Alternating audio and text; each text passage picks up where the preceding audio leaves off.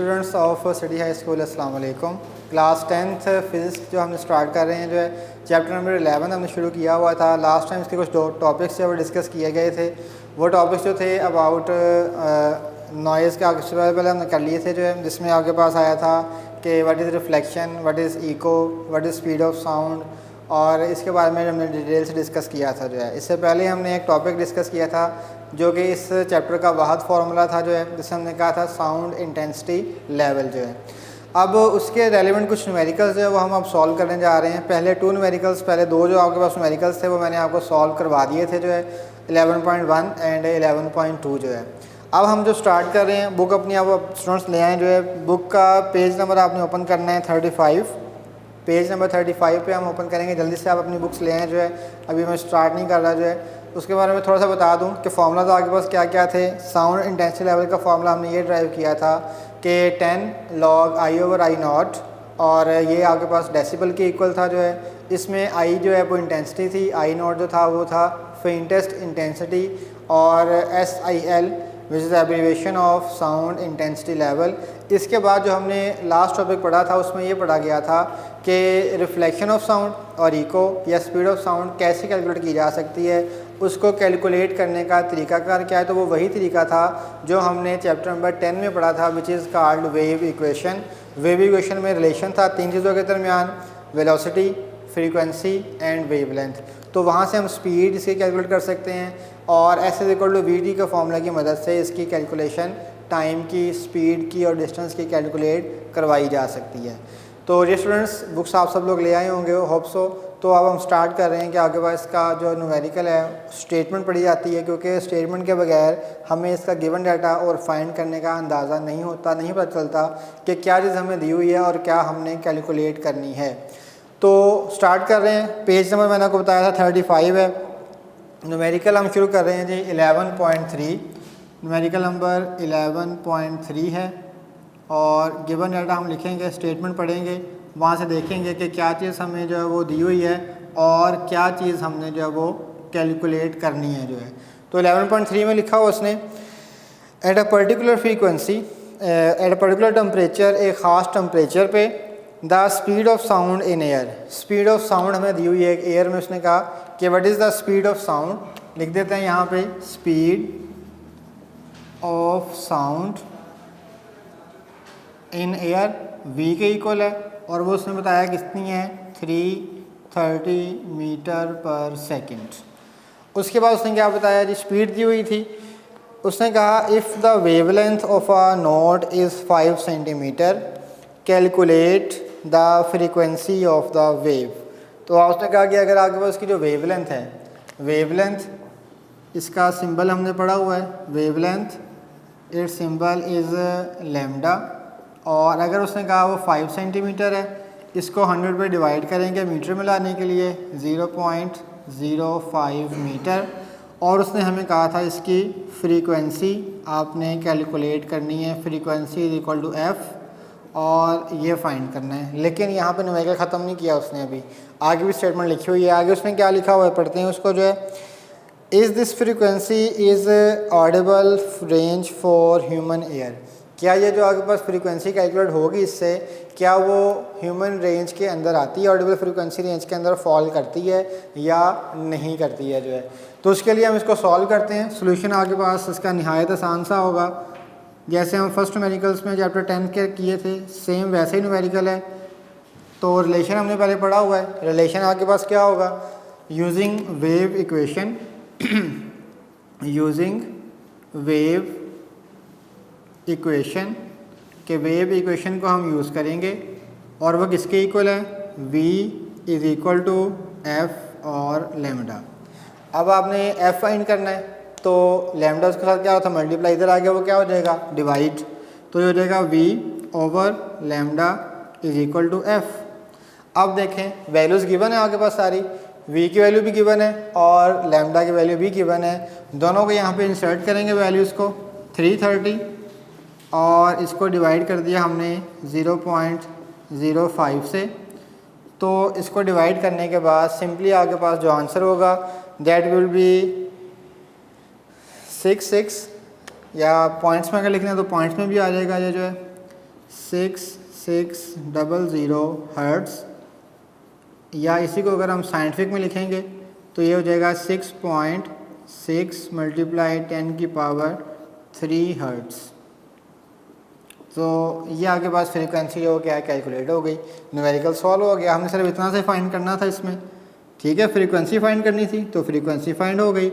अब उसने हमसे ये पूछा था क्या ये फ्रीक्वेंसी जो है वो Audible frequency range, human ear की जो ऑडिबल फ्रीक्वेंसी रेंज है उसके अंदर फॉल करती है या नहीं करती। वो जो ऑडिबल फ्रीक्वेंसी रेंज है इंसानी कान की, ह्यूमन ईयर की, वो है 20 हर्ट्ज़ से लेके 20,000 हर्ट्ज़ तक, यानी कि 20 से लेके 20,000 तक। तो ये उसके अंदर फॉल करती है, 20 से 20,000 के अंदर ही आ रही है ना। आपके पास 6600 है तो आप लिखेंगे yes it is Audible frequency range, it is Audible frequency, कि ये आपके पास क्या है ऑडिबल फ्रीक्वेंसी है। ये आपने बताना था क्या है या नहीं है, उसकी रेंज मैंने बता दी। यहाँ पे मैं लिख भी देता हूँ ताकि आपको याद रहे कि इसकी जो रेंज है वो होती है आपके पास अप्रॉक्सीमेटली जो है वो 20 हर्ट्ज़ से लेकर 20 किलो हर्ट्ज़ तक जो है, 20 से लेके 20,000 तक, ठीक है, 20 से लेके 20,000 तक इसकी रेंज होती है जो है। इसके बाद नेक्स्ट न्यूमेरिकल कर रहे हैं जी 11.4, 11.3 था, अब नेक्स्ट है 11.4। तो 11.4 में आपने ये बताना है कि 11.4 क्या होगा, सिंपल सी बात है। तो इसमें सबसे पहले लिखते हैं गिवन डाटा। तो गिवन डाटा में हमने अब उसको ये बताना है कि हमें क्या चीज़ दी हुई है और क्या चीज़ हमें नहीं दी हुई। तो बुक दोबारा ओपन कर लेंगे, बुक से रीडिंग करके आपको बताते हैं। तो लिखा हुआ है जिसमें 11.4 में a doctor counts 72 heart beats, a doctor counts 72 heart beats in 1 minute. It means कि it will be have number of vibrations, number of heart beats लिख सकते हैं या हार्ट बीट्स को वाइब्रेशंस भी कह सकते हैं। Number of heart beats n is 72 and time which is small t is 1 minute, और 1 मिनट में कितने सेकंड्स होते हैं 60 सेकंड्स है, ठीक है। 1 minutes is equal to 60 seconds है। फिर उसने हमें फाइंड करने को क्या कहा, calculate the frequency and period of the heart beats.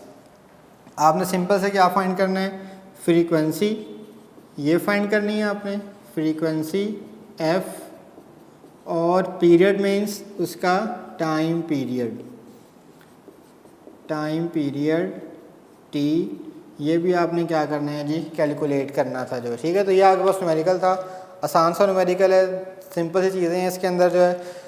तो इसको स्टार्ट करते हैं सोल्यूशन में लिखेंगे हम इसमें सिंपल सी बात, जो हमने फार्मूला ड्राइव किया था किसके लिए, फ्रीक्वेंसी के लिए, और कहाँ से ड्राइव किया था, फ्रीक्वेंसी की डेफिनेशन से हमने ड्राइव किया था जो है।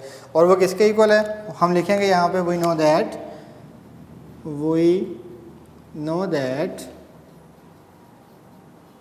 Frequency is equals to number of waves over time, n/t जो है। अब n की वैल्यू आपके पास गिवन है, t की वैल्यू भी गिवन है जो है। तो n की वैल्यू कितनी है, n इज इक्वल टू 72 और टाइम कितना था 60। दोनों को हमने क्या कर लिया, डिवाइड कर लिया। 72/60 इसको डिवाइड करेंगे और डिवाइड करने के बाद जो आंसर है वो होगा 1.2 हर्ट्ज़, ठीक है जी, 1.2 हर्ट्ज़। ये आपके पास क्या होगा, इसका सिंपल सा एक आंसर कैलकुलेट कर लिया गया जो है। अब इसमें और चीज़ क्या रहेगी फाइंड करने वाली, और रहेगी जी टाइम पीरियड। तो टाइम पीरियड भी फाइंड कर लेते हैं, उसका फॉर्मूला भी हमने पढ़ा हुआ है, वो भी आसान सा है। उसका फॉर्मूला क्या था कि time period, now time period का फॉर्मूला लिखेंगे यहाँ पे कि टाइम पीरियड यानी कि capital T is equal to 1/f, ठीक है।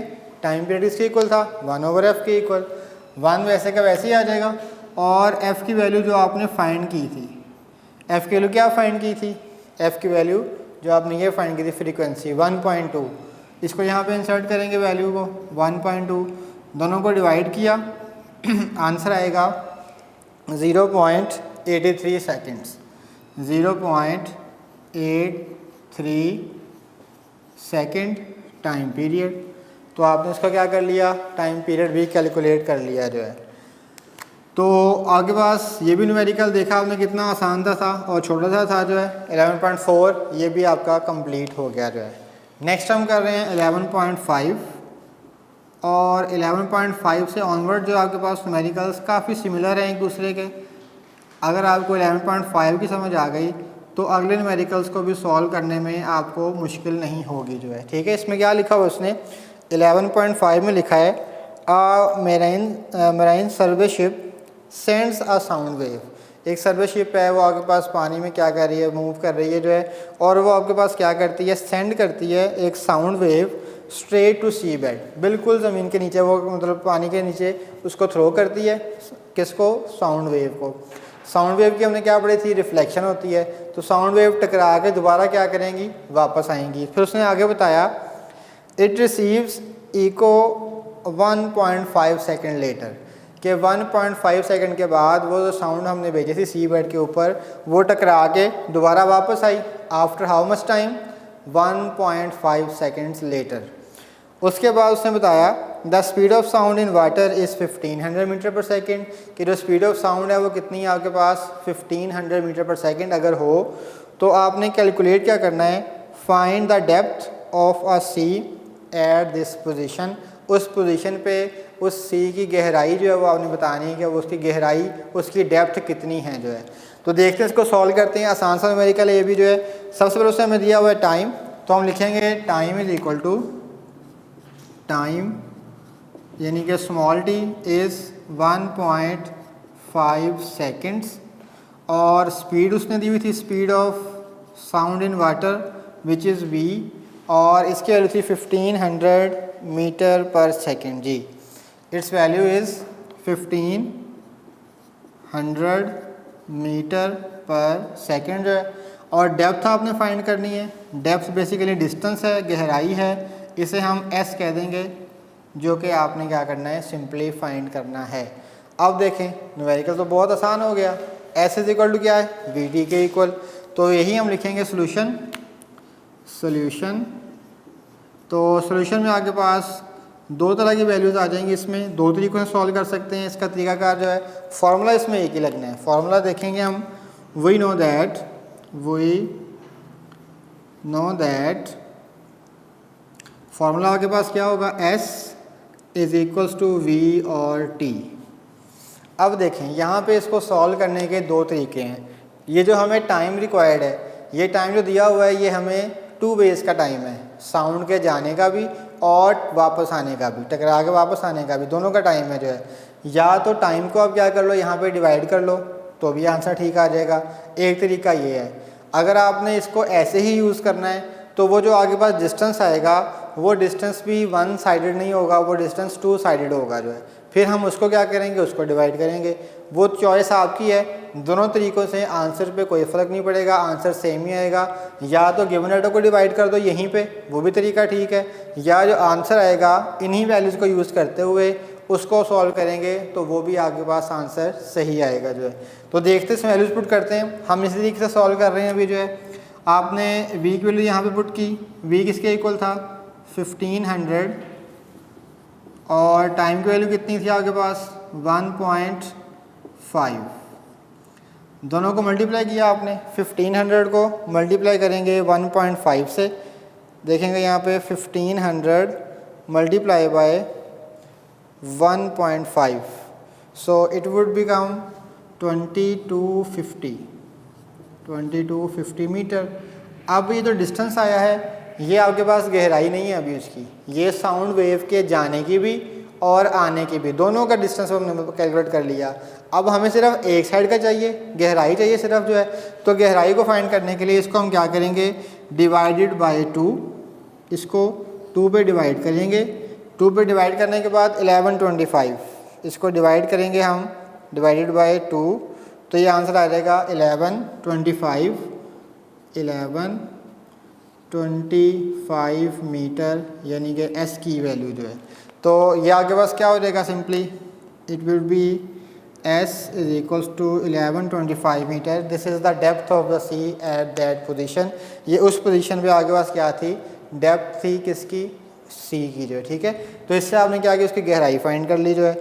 अब इसके बाद अगर हम देखते हैं न्यूमेरिकल नंबर 11.6 और 11.7, ये आपके पास दोनों न्यूमेरिकल सेम इसी कैटेगरी के हैं जो है, ठीक है। 11.6 का भी मैं आपको गिवन डाटा लिख देता हूँ कि 11.6 को आपने किस तरीके से सॉल्व करना है। न्यूमेरिकल नंबर 11.6 गिवन डाटा और 11.7 का भी लिख देते हैं। ये भी दोनों इसी तरीके से न्यूमेरिकल सॉल्व होंगे। 11.6 देख रहे हैं, बुक ओपन कर लें, साथ साथ अपनी जो है वहाँ से टैली करते जाएं, क्योंकि वहाँ से अंडरस्टैंडिंग करना बहुत ज़रूरी है जो है। तो वहाँ पे हम लिखेंगे 11.6 में a student clapped his hand near a cliff. एक मतलब क्लिफ के जो है पास, पहाड़ के पास कोई पहाड़ी नुमा चीज़ है, उसके पास जो है क्लिफ के पास जाके एक स्टूडेंट क्या करता है, क्लैप करता है। जब वो क्लैप करेगा, क्लैप करने के बाद and hear the echo after 5 seconds, 5 second गुजरने के बाद उसने क्या किया, दोबारा को उस आवाज़ को सुना जो है, इको सुनी उसने जो है। What is the distance of the Cliff from the student, student का और क्लिफ के दरमियान जो डिस्टेंस है वो आपने फाइंड करना है।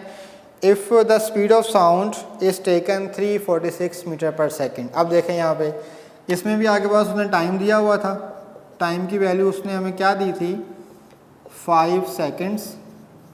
फिर उसने कहा था कि जो आगे पास स्पीड है, यहाँ पे स्पीड जो कि v के इक्वल थी, उसने कहा उससे हम अप्रॉक्सीमेटली अगर कंसीडर करते हैं that is 346 metre per second. और आपने डिस्टेंस फाइंड करना है between cliff and student, distance है, और ये किस किस के दरमियान होगा, बिटवीन स्टूडेंट एंड क्लिफ, इन दोनों के दरमियान आपने क्या करना है, डिस्टेंस फाइंड करना है। इसका सिंबल डिस्टेंस का क्या होता है, एस, और इसकी वैल्यू आपने कैलकुलेट करनी है। अच्छा आप देखें, ये न्यूमेरिकल इसकी तरह का ही है, लेकिन इसको मैंने बताया था इसको आप दूसरे तरीके से सॉल्व कर सकते हैं। वो तरीका क्या है, उसको हम यहाँ पे सॉल्व कर लेते हैं। वो मेथड ये था कि जो आपके पास वैल्यू आई थी टाइम की, उसको आपने क्या किया, 2 पे डिवाइड कर लिया। 5 को 2 पे डिवाइड किया, कितना आंसर आ जाएगा, 2.5 सेकेंड। अब आपको यहाँ पे डिवाइड नहीं करना पड़ेगा, ठीक है। जो आपने यहाँ पे डिवाइड नहीं किया था, या टाइम को डिवाइड कर लें या जो आंसर आता है डिस्टेंस को डिवाइड कर लें, एक ही बात है। इसमें मैंने आपको क्या बताया था कि जो डिस्टेंस आ रहा है, आंसर आ रहा है, उसको हम डिवाइड करेंगे 2 पे। अब यहाँ पे मैंने क्या किया, टाइम को पहले ही डिवाइड कर लिया जो है। अब जब इसको डिवाइड करेंगे तो इसका लिखेंगे सोल्यूशन, सोल्यूशन जो है, तो इस सोल्यूशन में हम इसे ये बताएंगे, सिंपल सा वही फार्मूला, कोई न्यू फार्मूला यूज़ नहीं करेंगे। इसमें लिखेंगे यहाँ पे वी नो दैट, कि जो फार्मूला हमने पढ़ा हुआ है वो क्या था, S is equals to V और T। अब V की वैल्यू कितनी है आपके पास, 346, V इज़ इक्वल टू 346, और टाइम कितना था आपके पास, 2.5। अब देखें इन दोनों को हम क्या करते हैं, कैलकुलेटर पे जब मल्टीप्लाई करेंगे तो मल्टीप्लाई करने के बाद इसका जो आंसर है 346 multiply by 2.5, it is 865 metre, 865 metre. This is the distance between cliff and the student. जो स्टूडेंट क्लैप कर रहा है वहाँ पे खड़ा, उसका और क्लिफ के दरमियान जो डिस्टेंस है वो कितना होगा, 865 मीटर जो है। तो देखें आप, दोनों तो न्यूमेरिकल्स हमने सॉल्व किए, 11.5 भी 11.6 भी, दोनों मेथड्स ठीक हैं, दोनों मेथड से सॉल्व किया जा सकता है। इस न्यूमेरिकल को इस तरीके से सॉल्व कर सकते हैं और इस न्यूमेरिकल को इस मेथड से आप सॉल्व कर सकते हैं, फ़र्क कुछ नहीं पड़ेगा, आंसर दोनों का सेम आएगा जो है। इसी के बाद जो आपके पास नेक्स्ट न्यूमेरिकल आ रहा है वो भी आपने स्टूडेंट्स खुद से कर लेना है। इसको मैं आपको गिवन डाटा आपको लिखवा देता हूँ कि इसका जो गिवन डाटा है वो क्या क्या होगा, 11.7। ये भी न्यूमेरिकल सेम इन्हीं दो न्यूमेरिकल की तरह का है जो मैं आपको अभी करवा के हटाऊँ। न्यूमेरिकल नंबर 11.5 और 6 बिल्कुल वैसे ही न्यूमेरिकल एक और आ रहा है आपके प्रैक्टिस के लिए, 11.7। देखिए उसमें लिखा हुआ है, a ship sends out ultrasound that returns from sea bed and is detected after 3.42 seconds.